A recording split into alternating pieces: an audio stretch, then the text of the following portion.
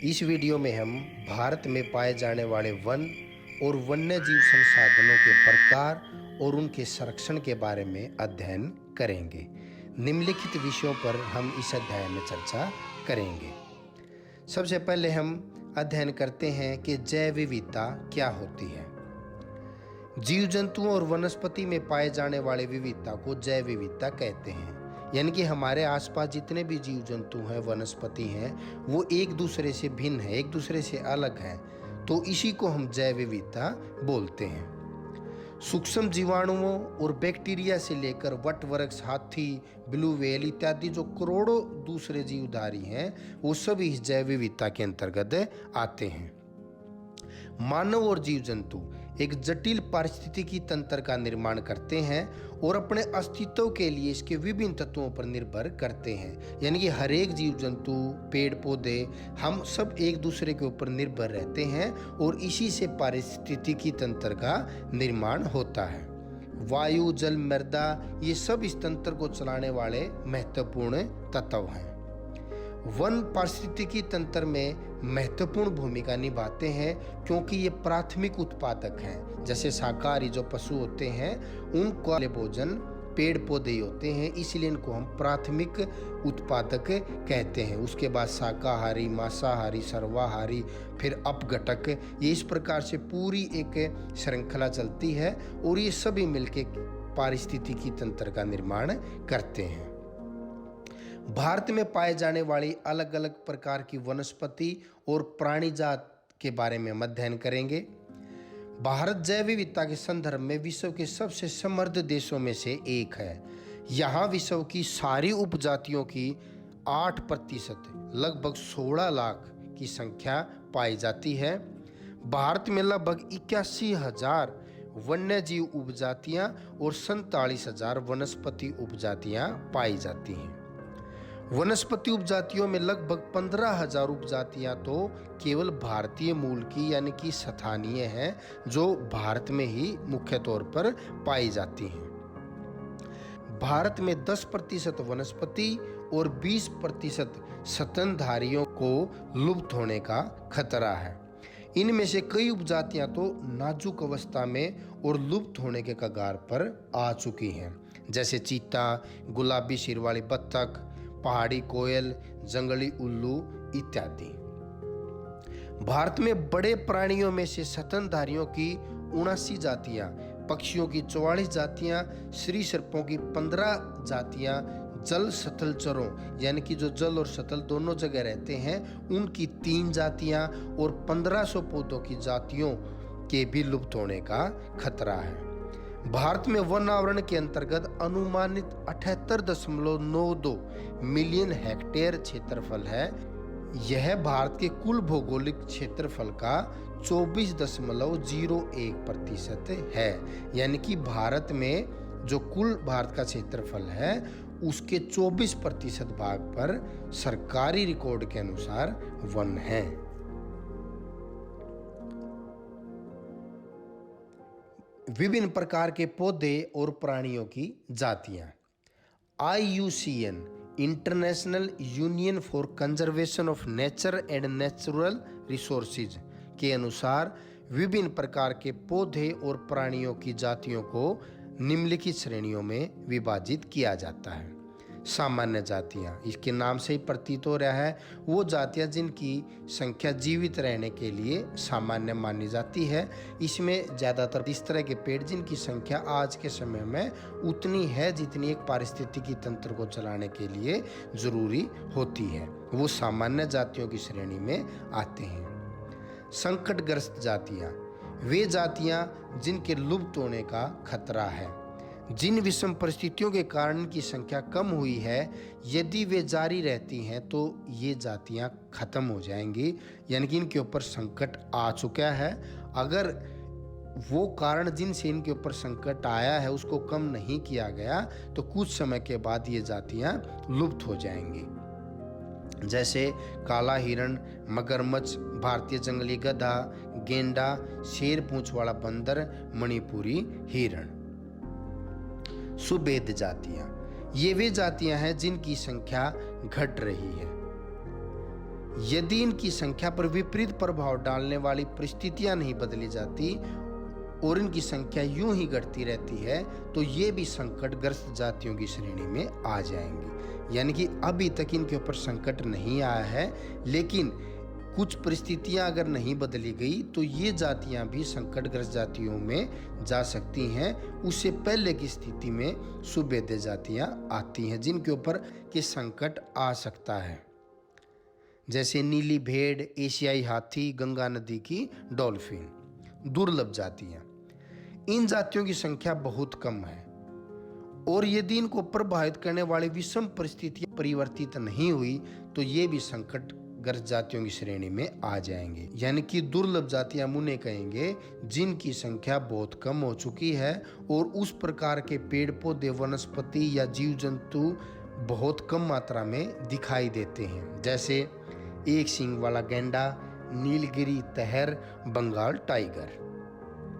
स्थानिक जातियां, प्राकृतिक या भौगोलिक सीमाओं से अलग विशेष क्षेत्रों में पाए जाने वाली जातियों को हम स्थानिक जातियां बोलते हैं, जो किसी विशेष तौर पे किसी एक विशेष स्थान पे ही पाई जाती हैं, जैसे अंडमानी टील, निकोबारी कबूतर, अंडमानी जंगली सूअर और अरुणाचल के मिथुन। लुप्त जातियां, ये वे जातियां हैं जो इनके रहने के आवासों में खोज करने पर अनुपस्थित पाई गई। ये उपजातियां स्थानीय क्षेत्र, प्रदेश, देश, महाद्वीप या पूरी पृथ्वी से ही ज्यादातर लुप्त हो चुकी हैं, खत्म हो चुकी हैं, जैसे एशियाई चीता और गुलाबी सिर वाली बत्तख। प्राकृतिक वनस्पतियां हैं, प्राणी हैं, जीव जंतु हैं, वो खत्म क्यों होते जा रहे हैं? इसके पीछे क्या क्या कारण हैं? हमने प्रकृति को संसाधनों में परिवर्तित कर दिया। यानी कि प्रकृति में जितनी भी चीजें दिखाई दे रही हैं हमारे को, चाहे वो पेड़ पौधे हैं, जीव जंतु हैं, वो सब हमारे लिए किसी न किसी रूप में संसाधन है। और संसाधन हम उस वस्तु को बोल लेंगे जो हमारी किसी आवश्यकता की पूर्ति करती है, जैसे लकड़ी, साल, पत्ते, रबड़, दवाइयाँ, भोजन, चारा, खाद। इस तरह की वस्तुओं को बनाने के लिए हमें जीव जंतुओं या पेड़ पौधों की आवश्यकता होती है। इससे वनों और वन्य जीवन को नुकसान पहुंचाया गया। उपनिवेश काल में जब अंग्रेज भारत में थे तो उस टाइम में उन्होंने रेल की लाइन बिछाई, उसके लिए बहुत सारे वनों को काट दिया गया, उसमें लकड़ी की भी आवश्यकता थी। कृषि करने के लिए बहुत सारे वनों को साफ कर दिया। अन्य व्यवसाय, वाणिज्य, वानिकी, कुछ विशेष प्रकार के अंग्रेजों ने वृक्ष उगवाए, जिससे जो हमारे प्राकृतिक वन थे उनकी संख्या कम होती चली गई। खनन कार्य, इन क्रियाओं से भी वनों और वन्य जीवन के ऊपर विपरीत प्रभाव पड़ता है। आज़ादी के बाद कृषि के फैलाव ने वनों को नुकसान पहुंचाया। जैसे भारत में हरित क्रांति आई, जिससे भारत खाद्यान्न के मामले में आत्मनिर्भर हुआ, लेकिन जो जो टेक्नोलॉजी, तकनीक बढ़ती चली गई, उसी अनुसार वनों का जो क्षेत्र था वो भी कम होता चला गया और वनों को साफ करके वहां पर खेती करनी शुरू कर दी। भारत में वन सर्वेक्षण के अनुसार 1951 और 1980 के बीच लगभग 26,200 वर्ग किलोमीटर वन क्षेत्र कृषि भूमि में परिवर्तित किया गया। अधिकतर जनजातीय क्षेत्रों, विशेषकर पूर्वोत्तर और मध्य भारत में स्थानांतरी खेती अथवा स्लैश और बर्न खेती के चलते वनों की कटाई या उसका निम्नीकरण हुआ। स्थानांतरी कृषि वो कृषि होती है जो स्थान बदल बदल के की जाती है और उसके लिए वनों को काटकर या जला के साफ किया जाता है। इस कारण से भी बहुत सारे वन और वनस्पति जात और वन्य जीवन को खतरा हुआ। बड़ी बड़ी विकास परियोजनाओं ने भी वनों को बहुत नुकसान पहुंचाया। 1952 से नदी घाटी परियोजनाओं के कारण 5,000 वर्ग किलोमीटर से अधिक वन क्षेत्र को साफ करना पड़ा और यह प्रक्रिया अब भी जारी है। जैसे पहाड़ी क्षेत्रों में नदियों के ऊपर बड़े बड़े बांध बनाए जा रहे हैं, उससे बहुत सारा जो वनों का जो क्षेत्र था वो पानी में डूब जाता है और उनमें रहने वाले जो जीव जंतु हैं वो भी खत्म हो जाते हैं। इस कारण से भी वनस्पति जात और प्राणी जात को नुकसान होता है। जैसे मध्य प्रदेश में 4 लाख हेक्टेयर से अधिक वन क्षेत्र नर्मदा सागर परियोजना, यानी कि वहाँ पर नर्मदा नदी के ऊपर जो बांध बनाया गया, उससे 4 लाख हेक्टेयर भूमि के ऊपर जो वन क्षेत्र था वो जलमग्न हो गया। वनों की बर्बादी में खनन ने भी महत्वपूर्ण भूमिका निभाई है। पश्चिम बंगाल में बक्सा टाइगर रिजर्व डोलोमाइट के खनन के कारण कई प्रजातियों के प्राकृतिक आवासों को नुकसान पहुंचा रहा है। बहुत से वन अधिकारी और पर्यावरणविद वन संसाधनों की बर्बादी में पशुचारण और ईंधन के लिए लकड़ी कटाई को भी कारण मानते हैं। जैव विविधता को कम करने वाले कारकों में वन्य जीव के आवास का विनाश, जंगली जानवरों को मारना, उनका शिकार करना, व्यापार करना और वाणिज्य की दृष्टि से कीमती पेड़ पौधों की कटाई करना, पर्यावरण प्रदूषण, दावानल जो जंगल में लगने वाली आग को बोलते हैं, इन सब कारणों से भी बहुत सारे जो हमारी जैव विविधता है वो कम होती जा रही है। हिमालयन यव एक औषधीय पौधा है जिसकी छाल, पत्तियां, टहनियां और जड़ों से टक्सोल नाम का एक रसायन निकलता है और उसे कैंसर रोगों के उपचार के लिए उपयोगी माना जाता है। इसके अत्यधिक निष्कासन से इस वनस्पति जाति को भी खतरा हो गया है। भारत के आधे से अधिक प्राकृतिक वन लगभग खत्म हो चुके हैं। 1/3 जलमग्न भूमि सूख चुकी है, 70% धरातलीय जल क्षेत्र प्रदूषित हैं और 40% मैंग्रोव क्षेत्र लुप्त हो चुके हैं। मैंग्रोव क्षेत्र हम उन्हें बोलते हैं जो दलदली भूमि होती है, वहाँ पर भी वन होते हैं, तो वो भी धीरे धीरे खत्म होते जा रहे हैं। प्राकृतिक वनस्पति जात और प्राणी जात के खत्म होने से इसके मानव के ऊपर भी विपरीत प्रभाव पड़ रहे हैं। जैव संसाधनों का विनाश सांस्कृतिक विविधता के विनाश से जुड़ा हुआ है। जैव विनाश के कारण कई मूल जातियां और वनों पर आधारित समुदाय निर्धन होते जा रहे हैं।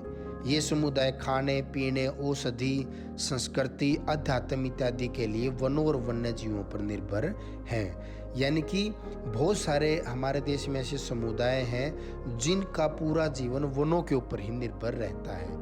अगर वन खत्म होंगे, वन्य जीवन खत्म हो जाएगा, तो उन समुदायों के ऊपर भी विपरीत प्रभाव पड़ता है। गरीब वर्ग में भी महिलाएं पुरुषों की तुलना में और ज्यादा प्रभावित होती हैं। कई समाजों में खाना, चारा, जल या अन्य आवश्यकता की वस्तुओं को इकट्ठा करने की जिम्मेदारी महिलाओं की होती है।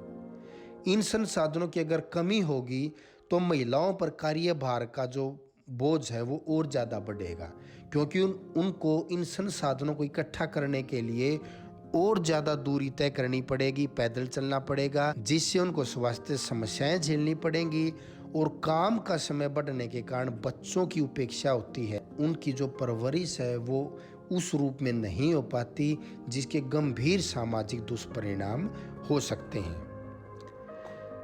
वन कटाई के परोक्ष परिणाम जैसे सूखा, बाढ़ भी गरीब तबके को सबसे अधिक प्रभावित करते हैं। भारतीय उपमहाद्वीप में वन और वन्य जीवन मानव जीवन के लिए बहुत कल्याणकारी है। अतः यह आवश्यक है कि वन और वन्य जीवन के संरक्षण के लिए सही नीतियां बनाई जाएं। भारत में वन और वन्य जीवन का संरक्षण, यानी कि अब हम पढ़ेंगे कि ऐसे क्या क्या भारत में कार्य किए जा रहे हैं जिससे वनों का और वन्य जीवन का संरक्षण किया जा रहा है। भारत में संरक्षण से पारिस्थितिकी विविधता बनी रहती है तथा हमारे जीवन साध्य संसाधन जल, वायु और मृदा बने रहते हैं। यानी कि अगर हम वनों का, वन्य जीवन का संरक्षण करेंगे तो उससे पूरा जो पारितंत्र है वो बचा रहेगा और मानव भी उसी पारितंत्र का एक भाग है, तो मानव भी उससे सेफ रहेगा, बचा रहेगा। पारिस्थितिकी विविधता विभिन्न जातियों में बेहतर जनन के लिए वनस्पति और पशुओं में जीन्स विविधता को भी संरक्षित करती है। अगर हमने इस जैव विविधता को बचा के रखा तो विभिन्न प्रकार के जीव जंतु, पेड़ पौधों की प्रजातियां सदा तक ऐसे ही बनी रहेंगी, जिससे पारितंत्र का विनाश नहीं होगा। इसलिए वनों का संरक्षण जरूरी है। भारतीय वन्य जीवन रक्षण अधिनियम the Indian wild life protection act 1972 में लागू किया गया, जिसमें वन्य जीवों के आवास रक्षण के अनेक प्रावधान किए। जैसे भारत में रक्षित प्रजातियों की सूची प्रकाशित की गई, यानी कि इन प्रजातियों की रक्षा विशेष तौर पर करनी है, उसके लिए सूची तैयार की गई। बची हुई संकटग्रस्त प्रजातियों के बचाव, उनके शिकार पर प्रतिबंध, वन्यजीव आवासों का कानूनी रक्षण तथा जंगली जीवों के व्यापार पर रोक लगाने पर प्रबल जोर दिया गया। केंद्र सरकार व कई राज्य सरकारों ने राष्ट्रीय उद्यान और वन्यजीव पशु विहार स्थापित किए। केंद्र सरकार ने कई परियोजनाओं की भी घोषणा की, जिनका उद्देश्य गंभीर खतरे में पड़े कुछ विशेष वन्य प्राणियों को संरक्षण प्रदान करना था। इन प्राणियों में बाघ, एक सींग वाला गैंडा, कश्मीरी हिरण अथवा हंगुल, 3 प्रकार के मगरमच्छ, सवज जल में रहने वाले, लवणीय जल में रहने वाले मगरमच्छ और घड़ियाल, एशियाई शेर और अन्य प्राणी शामिल हैं। इसके अतिरिक्त कुछ समय पहले भारतीय हाथी, काला हिरण, चिंकारा, भारतीय गोडावन और हिम तेंदुओं आदि के शिकार और व्यापार पर संपूर्ण अथवा आंशिक प्रतिबंध लगाकर इनका कानूनी रक्षण किया गया। वन्य जीवन को बचाने के लिए बहुत सारे सरकार के द्वारा अलग अलग कानून बनाए गए। बाघ परियोजना।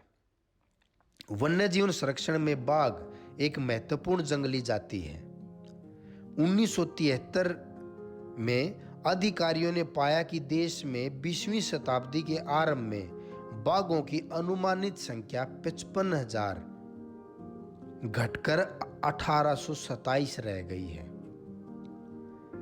बाघों को मारकर बाघों की खाल का व्यापार, उनकी हड्डियों का औषधियों में प्रयोग, आवासीय स्थलों का सिकुड़ना, भोजन के लिए आवश्यक जंगली उपजातियों की संख्या कम होना और जनसंख्या में वृद्धि के कारण यह जाति विलुप्त होने की कगार पर पहुंच गई है।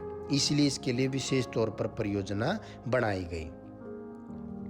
भारत और नेपाल दुनिया की 2/3 बाघों को आवास उपलब्ध कराते हैं।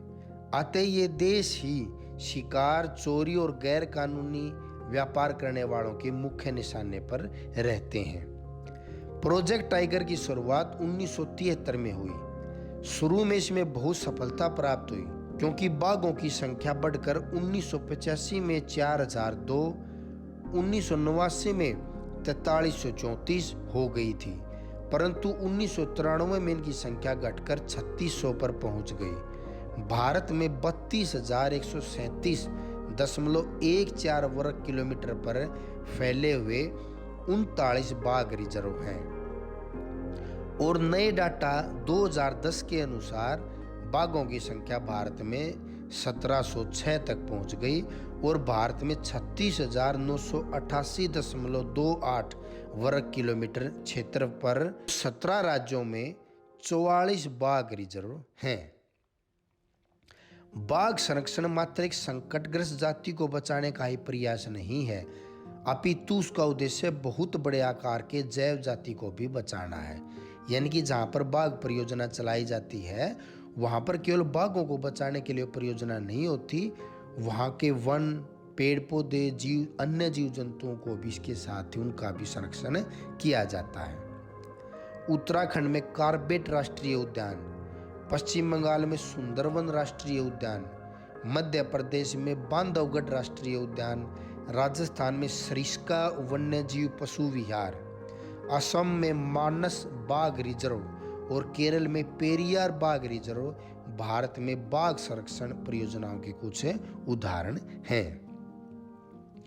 वन्य अधिनियम 1980 और 86 के तहत सैकड़ों तितलियों, पतंगों, भृंगों, ड्रैगन फ्लाई को भी संरक्षित जातियों में शामिल किया गया। 1991 में पौधों की भी 6 जातियां पहली बार इस सूची में रखी गई।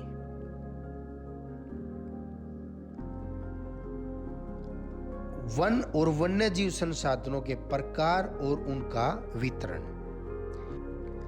भारत में अधिकतर वन और वन्य जीवन या तो प्रत्यक्ष रूप से सरकार के अधिकार क्षेत्र में है या वन विभाग अथवा अन्य विभाग के जरिए सरकार के प्रबंधन में है। वनों को निम्नलिखित वर्गों में बांटा गया है। सबसे पहले आरक्षित वन। देश में आधे से अधिक वन क्षेत्र आरक्षित वन घोषित किए गए हैं। इन वनों को सर्वाधिक मूल्यवान माना जाता है।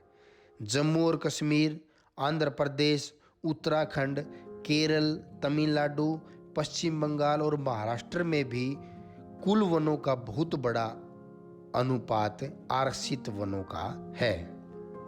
रक्षित वन।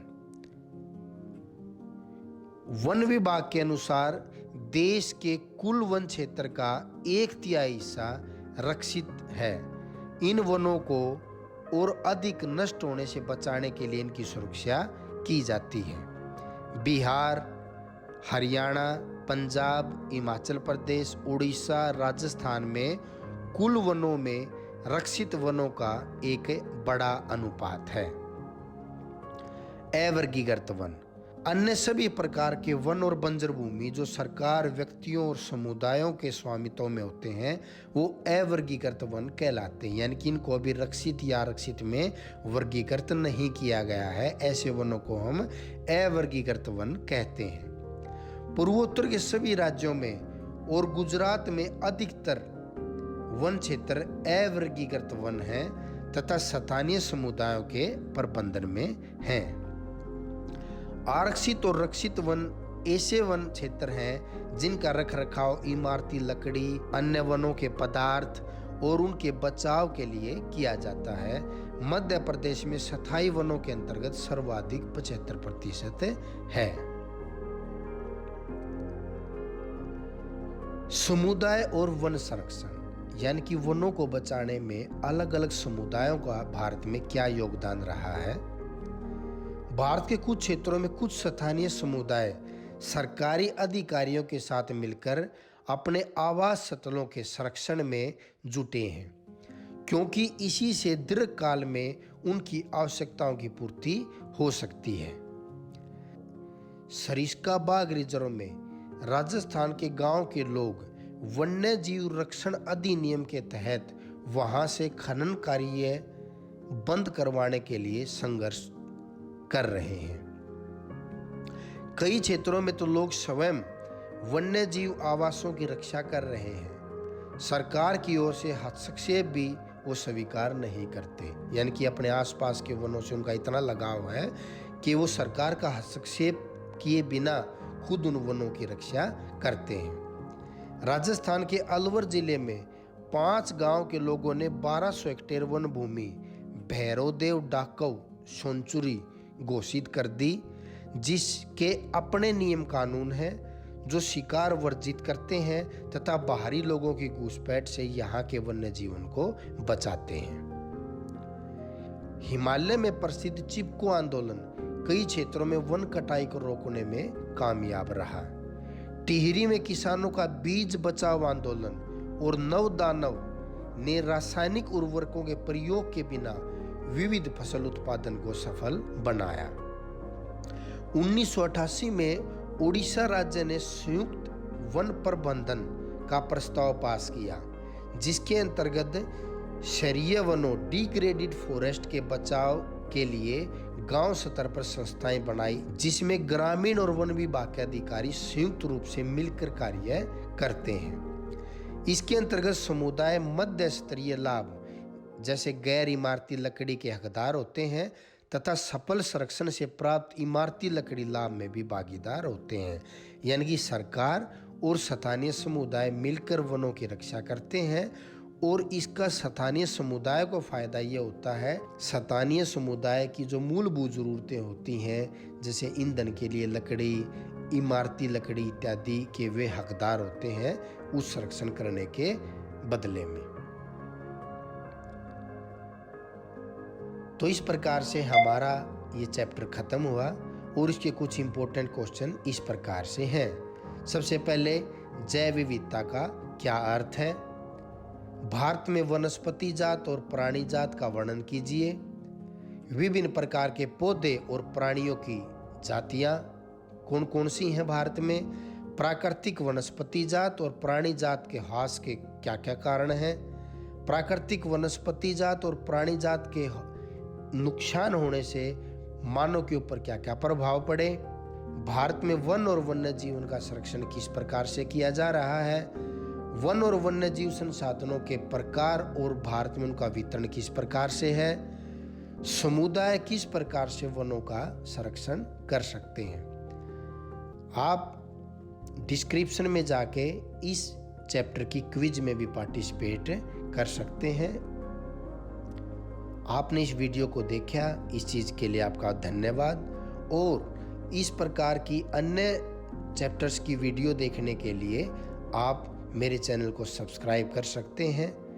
धन्यवाद।